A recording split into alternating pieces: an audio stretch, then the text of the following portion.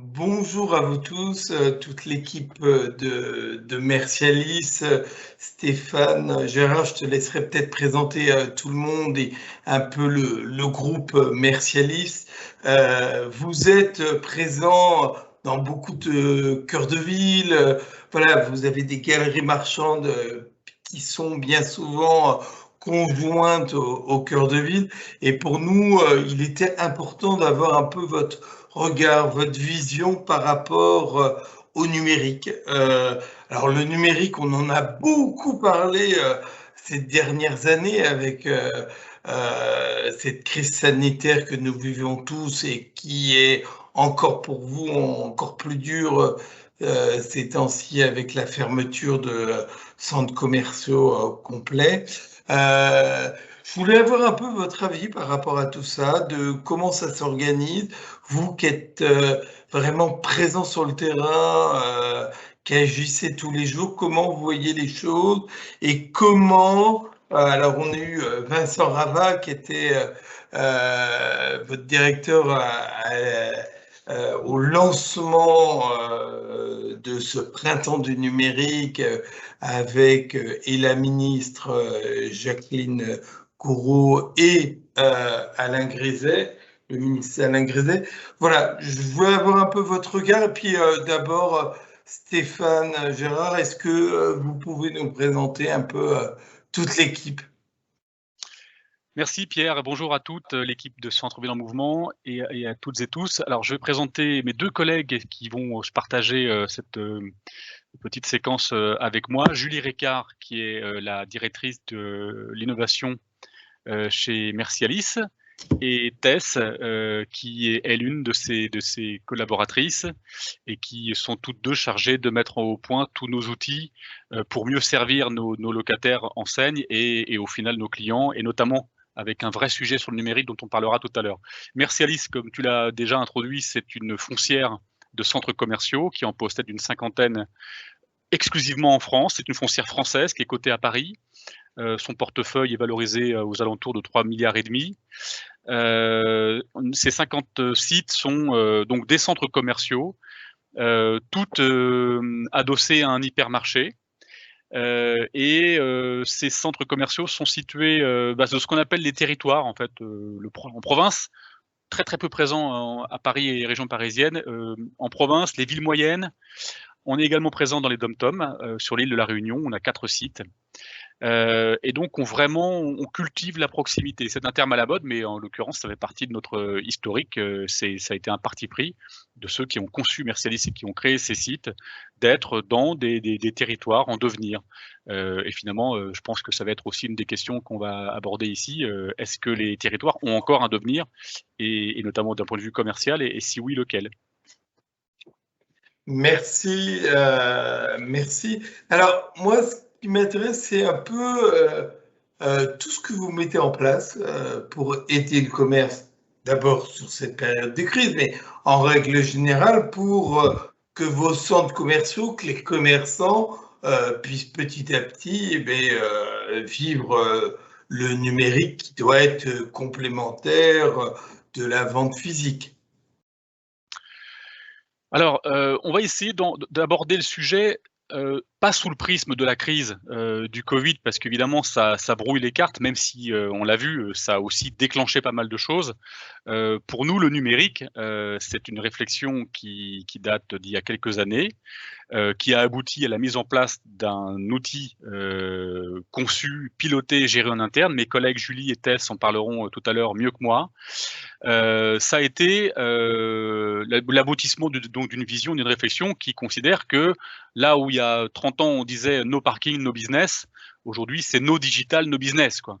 Le numérique est une évidence absolue pour faire du commerce, tel que j'imagine le téléphone lorsqu'il s'est implanté dans les magasins est très vite devenu un incontournable.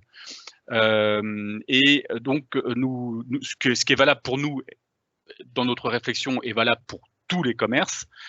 Il est absolument indispensable, vital, qu'un commerce physique ait également une dimension digitale, et son versant numérique, son complément numérique, pour aujourd'hui capter ses clients traditionnels, capter de nouveaux clients, promouvoir son merch, ses animations, ses actualités, toute sa diversité. Et puis, alors bien sûr, là je reviens sur le prisme du Covid, ça permet d'assurer le minimum vital lorsque les commerces sont fermés, ce qui est au moment où on se parle le cas encore pour nous dans les centres commerciaux. Lorsque vous ne pouvez plus accueillir vos clients, lorsque vous ne pouvez plus aller les voir, eh bien il vous reste quand même quelques moyens de dire que vous existez et de permettre à vos clients de passer commande et de trouver des conditions pour que celles-ci soient récupérées en click and collect, par exemple. On a développé donc cet outil qui s'appelle Aussitôt. Voilà. On l'a conçu, mis au point en 2019 et il est opérationnel depuis maintenant 2 ans. On ne t'entend plus, Pierre. Excuse-moi. Peut-être que Julie Regard, vous pouvez peut-être nous présenter un peu Aussitôt et comment ça fonctionne. Alors, Stéphane, tu nous en as parlé un peu, parce que c'est vrai que ça peut vraiment intéresser également des commerçants de proximité de vos centres commerciaux. Oui. Alors, juste pour refaire la petite introduction par rapport à ce que vient d'expliquer Stéphane, c'est vrai qu'on s'est positionné avec une plateforme digitale chez Mercialis depuis maintenant 6 ans, qui nous permet d'exister dans le numérique, donc notamment sur les moteurs de recherche, pour assurer le trafic dans nos centres commerciaux. On a ensuite développé un programme de fidélité, également digital, et toutes ces briques-là mises bout à bout nous ont permis d'aboutir à un outil qui a pu être lancé rapidement, et donc qui est Aussitôt, puisque tout l'écosystème était déjà prêt. C'est-à-dire que nos boutiques étaient référencées d'un point de vue digital, on avait bien une base de données de boutiques existantes, on avait bien un élément de connexion de compte, puisque nos clients avaient déjà un compte digital pour utiliser nos supports numériques, donc les sites internet et le programme de fidélité, et que c'est le même compte client qui permet aujourd'hui de passer commande sur Aussitôt. Donc en fait, c'est un cheminement logique que d'aboutir sur la marketplace Aussitôt. Et au départ, sur la plateforme telle qu'elle a été lancée, on offrait de la visibilité aux produits des enseignes. Aujourd'hui, grâce à Aussitôt, on permet de vendre ces produits directement en ligne. Donc c'est en effet la suite logique. On n'a pas attendu le Covid pour penser cette suite-là. C'est juste que forcément, commercialement, ça crée plus de débouchés rapidement. Mais en effet, on est dans la suite logique de la visibilité des enseignes, puis de la visibilité des produits, et maintenant de la vente des produits en ligne. Et donc, notre service Aussitôt permet de vendre les produits en ligne, de les livrer en 15 minutes, selon la zone de livraison qui est paramétrée pour le commerce, donc par un livreur, donc on est sur la livraison immédiate. On permet également aux commerçants d'expédier par la poste, puisqu'on a un système qui est relié avec Colissimo et qui permet donc d'expédier facilement pour le commerçant les produits qui sont vendus sur la plateforme Aussitôt. Et évidemment, l'offre de base initiale, c'était le click and collect. Où là, on est sur notre métier d'origine, la génération de trafic pour les commerces. Donc là, le click and collect, on est sur la génération de la visite pour récupération de la commande directement sur le point de vente. D'accord. Et donc là, aujourd'hui, vous apportez le service complet entre guillemets, l'achat en ligne, le paiement par, j'imagine, carte bleue, et puis ensuite, la livraison quand c'est à proximité, et sinon, la livraison par la poste, c'est ça? Exactement. Ouais, Exactement. Donc, voilà. Et quand on se dit service clé en main pour les commerçants, on a en effet le site de vente en ligne, on a les modes de livraison proposés par le site, mais on a également l'application qui permet aux commerçants sur une tablette de recevoir les commandes, de gérer son catalogue produit, etc. Donc on est bien sur un service clé en main de la mise en visibilité des produits jusqu'à la réception des commandes et le traitement de leur livraison. Et vous êtes arrivé à avoir quelque chose de groupé sur l'ensemble des centres commerciaux, ces centres commerciaux par centres commerciaux. Ça veut dire que nous, quand on se connecte, est-ce qu'on se connecte directement à un hub et la France entière et les dom-tom entre guillemets, hein, la France hexagonale et la Réunion, ou est-ce que c'est centres commerciaux par centres commerciaux? Alors, je continue Stéphane ou tu me dis si… Je peux, Ouais. si tu veux, je peux répondre, mais je te laisserai me compléter. Tu poses une question essentielle.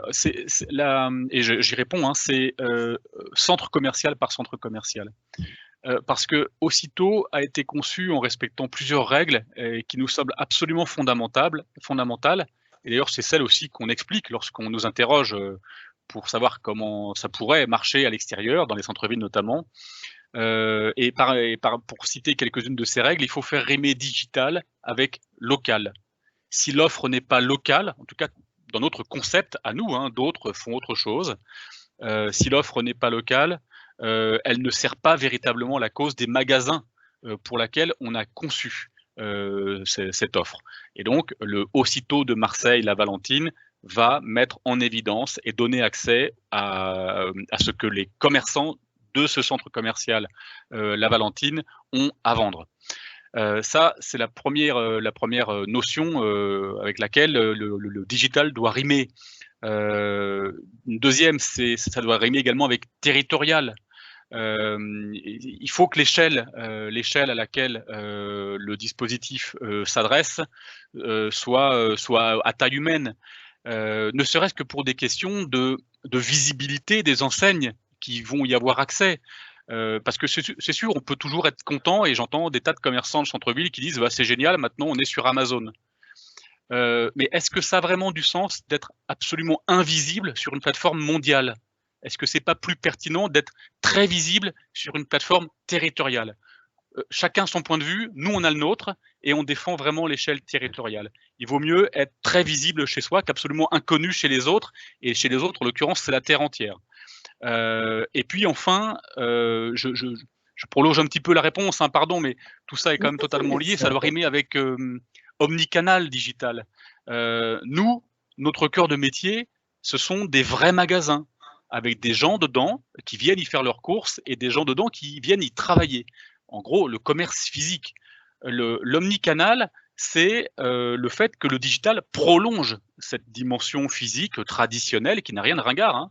C'est simplement le commerce avec des murs et des gens qui viennent y faire leurs achats. Donc l'omnicanalité est vraiment cette nouvelle étape, cette nouvelle dimension du commerce. Donc le digital doit servir le commerce physique. C'est intéressant ce que tu dis, on est sur de l'Internet de proximité.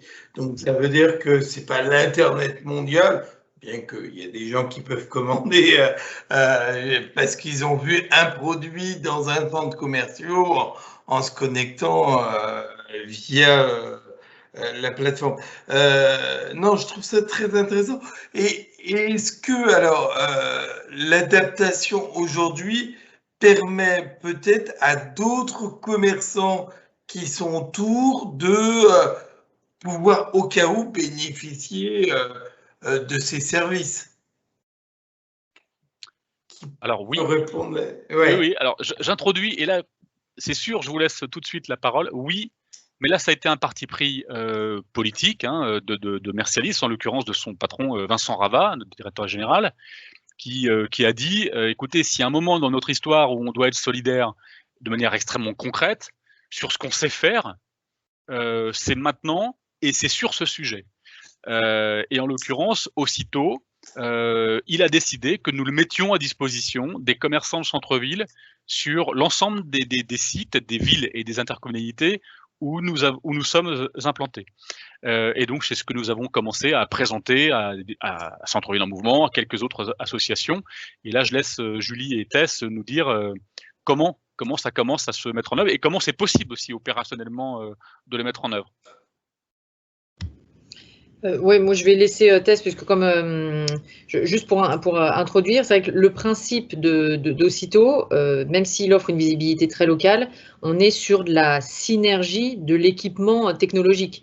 De la même façon que la logistique de livraison, elle est en synergie pour tous les commerces du centre. Donc finalement, un commerce qui est juste à côté du centre, le livreur peut faire le trajet de la même façon qu'il le fait pour une boutique du centre. Donc c'était logique, c'était simple à mettre en œuvre que de proposer le dispositif que l'on avait aux autres commerces de proximité. Donc oui, pour compléter, c'est exactement ça. Donc nous aujourd'hui, en fait, on a nos directeurs de centre qui sont en charge en fait d'aller voir donc des commerçants locaux dans les centres-villes pour justement leur expliquer comment marche aussitôt, quelle est cette plateforme, et essayer donc de les implanter en fait sur cette marketplace.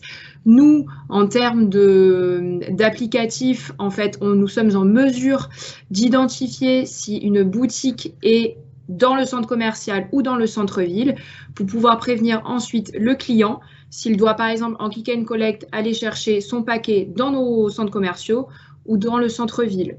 Voilà. C'est exactement pareil pour la livraison express, dans le sens où le livreur sait s'il doit aller chercher le colis dans le centre-ville ou dans le centre commercial pour ensuite le livrer directement à domicile chez le client. D'accord.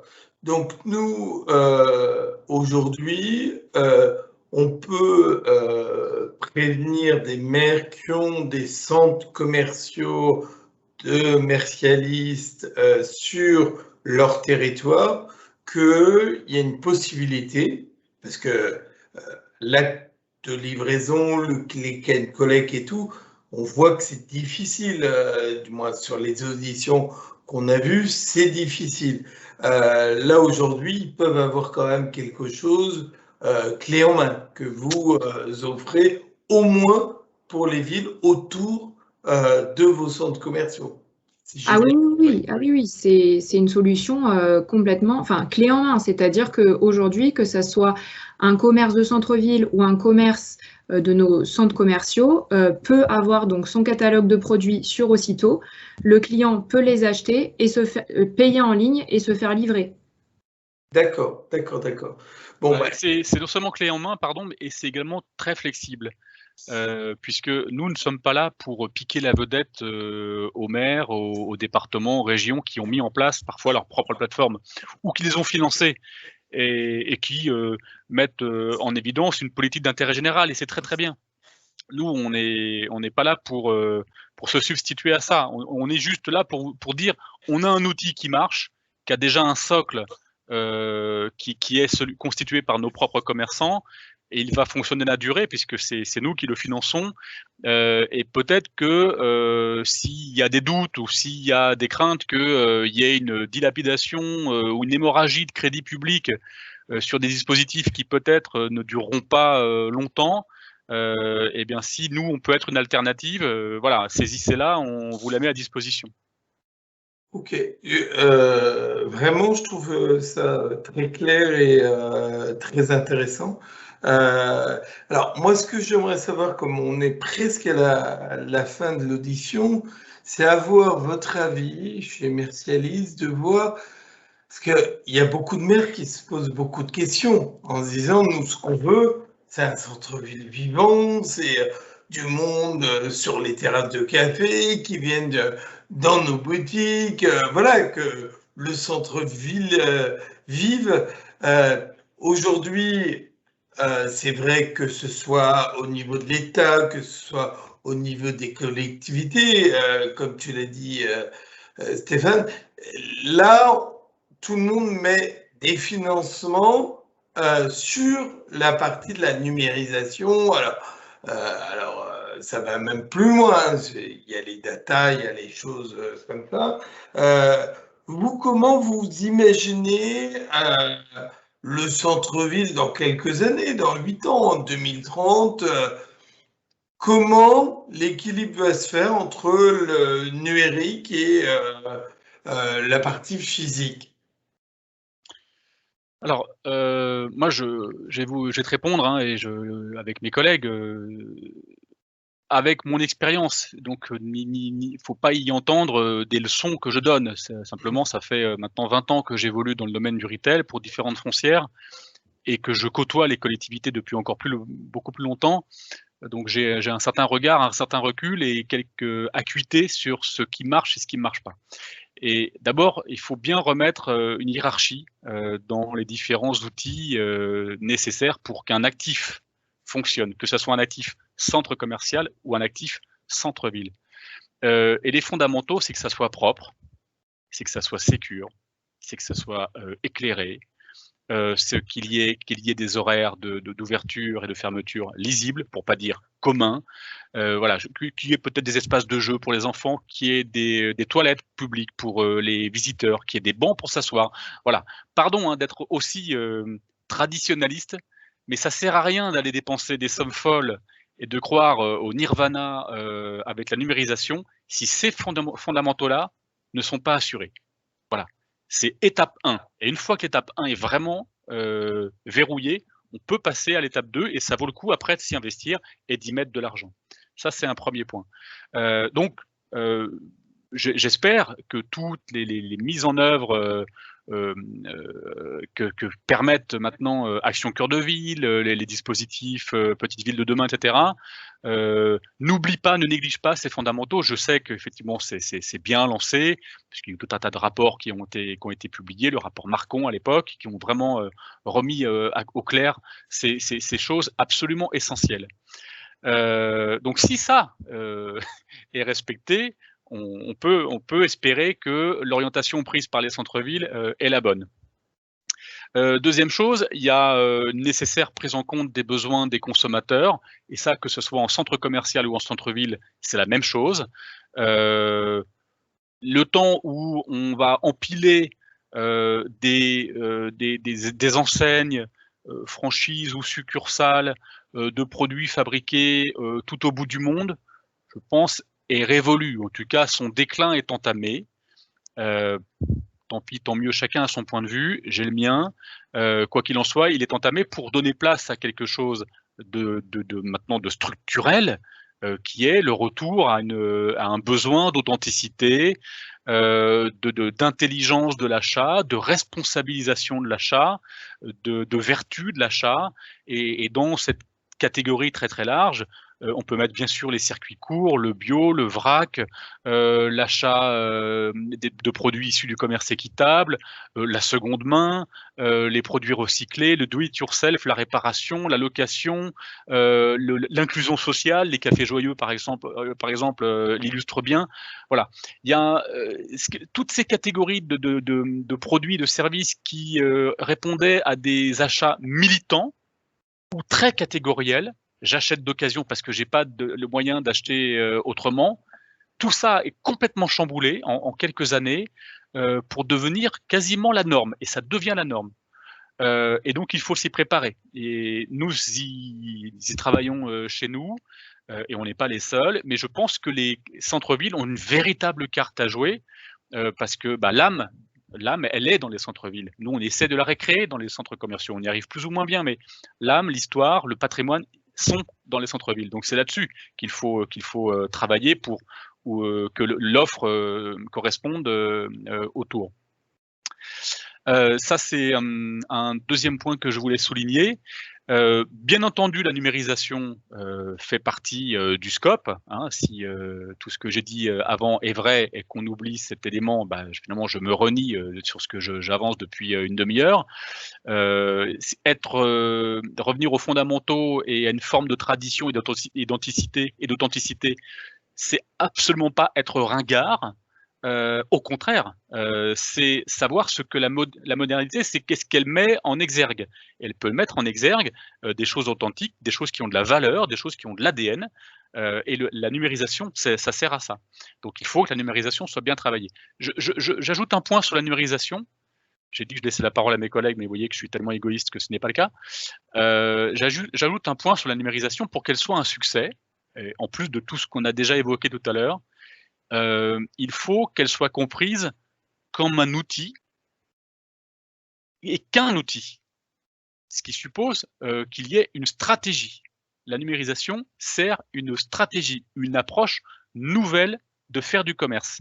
Si on croit qu'avec une truelle en main on devient maçon, il faut oublier, hein, il faut se prendre une autre voie, ça ne marche pas comme ça, et donc il faut vraiment que il y a une véritable réflexion commerce par commerce ou collectivité par collectivité, et pour nous, c'est à l'échelle de l'entreprise.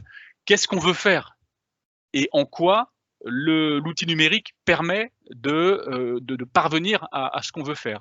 Et donc, ça suppose de considérer qu'avoir une boutique sur Internet, c'est une seconde boutique. Ça suppose qu'il y ait une animation particulière, une formation spécifique, peut-être une manière de communiquer qui soit différente, parce que peut-être qu'on va s'adresser à des clients touristes qu'on n'avait jamais touchés auparavant et pour lesquels il faudra faire un effort de traduction en telle ou telle langue.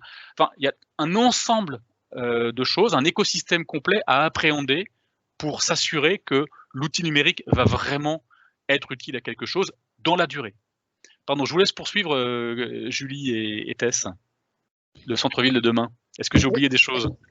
Non, nous, c'est juste un chiffre qu'on peut partager avec vous, c'est que on croit forcément au commerce physique de demain, puisque même sur notre plateforme aussitôt, 80% des ventes sont choisies en click and collect, alors qu'on a eu des opérations promotionnelles offrant les frais de port et les frais de livraison. Les clients préfèrent encore le click and collect. C'est parce qu'ils ont toujours l'appétence de se rendre dans les centres commerciaux, dans les centres-villes, dans les magasins tout simplement. Et c'est un plaisir qui est toujours remonté dans les différentes études qualitatives qu'il peut y avoir. C'est pas parce qu'on achète de plus en plus sur Internet qu'on aime de moins en moins aller en magasin. C'est des expériences d'achat qu'il faut travailler en complémentarité et développer en effet pour maintenir un achat plaisir. Mais l'e-commerce, on en aura toujours en 2030, on en est persuadé. Tu as tout à fait raison. C'est vrai qu'il faut déplacer les gens. Hein. Donc pour ça, il ne faut pas le décréter, il faut leur donner envie. Et c'est vrai qu'entre le click and collect qui permet ces flux et donc toute la raison d'être des magasins, des gens qui viennent y travailler et toute l'animation sociale autour et la livraison, il faut privilégier le click and collect. La livraison, elle service en plus qu'il ne faut pas laisser de côté, bien entendu. Mais voilà, franchement, le numérique doit permettre au final que plus de gens se rencontrent plus de fois avec plus de possibilités de faire des achats. Avec ton micro, Pierre. Peut-être tester un dernier mot, peut-être ou... Je pense qu'on a tout dit, mais effectivement, en fait, le fait d'être sur le digital ne doit pas empêcher justement cette proximité et ce lien en fait entre commerçants et clients. Et comme on a pu le voir, et Julie l'a très bien dit, c'est que même si nous, on propose une solution digitale pour plus de visibilité et plus de ventes en fait pour nos commerçants, aujourd'hui, on se rend bien compte que le fait de se déplacer en magasin pour récupérer son colis et potentiellement voir son commerçant habituel, discuter avec lui ou regarder qu'est-ce qu'il propose de plus reste toujours d'actualité et indispensable.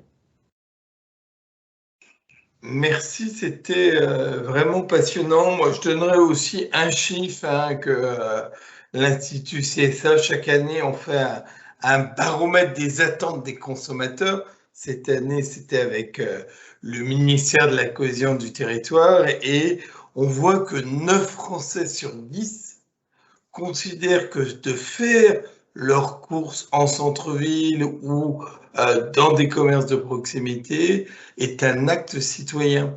Donc je pense que vraiment, c'est vrai qu'il faut se reposer les bonnes questions et je trouve que vous avez bien posé les questions parce que tout est complémentaire, tout est, voilà, il faut qu'une ville respire, mais bien entendu, il faut que les jeunes puissent aller également en centres commerciaux, en centre-ville, mais voilà, il ne faut pas que ce soit trop compliqué et parce que tout le monde évolue et une évolution énorme qui vient de se passer avec la crise qu'on a vécue. Donc, merci encore à vous. C'était merci à toi, Pierre. Merci vraiment très intéressant et voilà, ça va nous faire un beau compte rendu, une belle audition. Merci beaucoup. Merci.